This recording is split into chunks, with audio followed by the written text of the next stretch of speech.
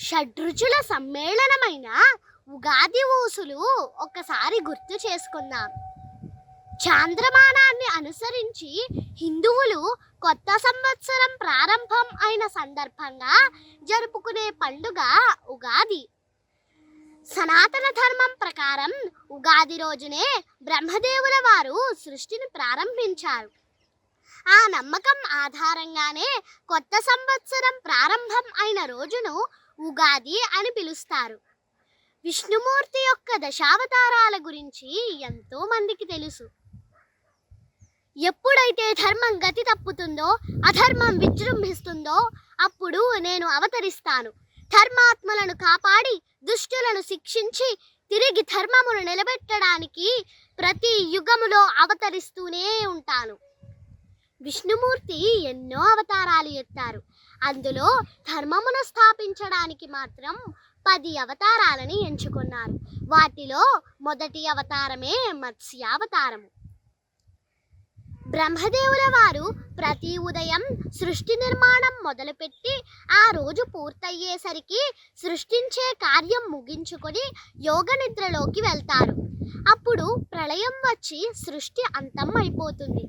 తిరిగి అదే సృష్టిని మరునాడు మరలా సృష్టించడం మొదలు పెడతారు. ఇలా బ్రహ్మదేవుని జీవితంలో గడిచే ఒక్క రోజును ఒక్క కల్పం అంటారు. మనకు ఒక్క సంవత్సరం బ్రహ్మగారికి ఒక్క రోజుతో సమానం. బ్రహ్మదేవుల వారు విశ్వమును సృష్టించడం అనే తన పనిని పూర్తి చేసి యోగ నిద్రలోకి వెళ్తారు. సరిగ్గా ఈ యోగ నిద్రలోకి వెళ్తారు.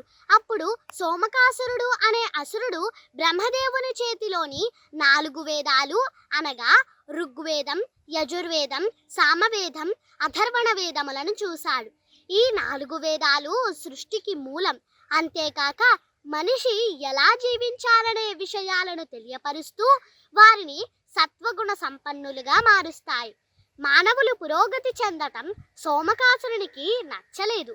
అందుకే ఆ జ్ఞానం నుండి వారిని దూరం చేయాలనే ఉద్దేశంతో వేదాలను బ్రహ్మదేవుని నుంచి దూరం చేస్తే సృష్టి కూడా ఆగిపోయి లోకాలన్నింటినీ శాసించే అధికారం దక్కుతుందని భావించాడు.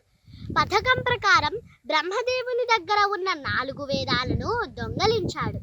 అది నైమిత్తిక అనే మహాప్రళయం సంభవిస్తున్న సమయం. దాని వలన విశ్వమంతా నీటిమయం అయిపోతుంది. కాబట్టి సోమకాసురుడు ఎవరికంటా పడకుండా నీటి అడుగు భాగాన దాక్కున్నాడు.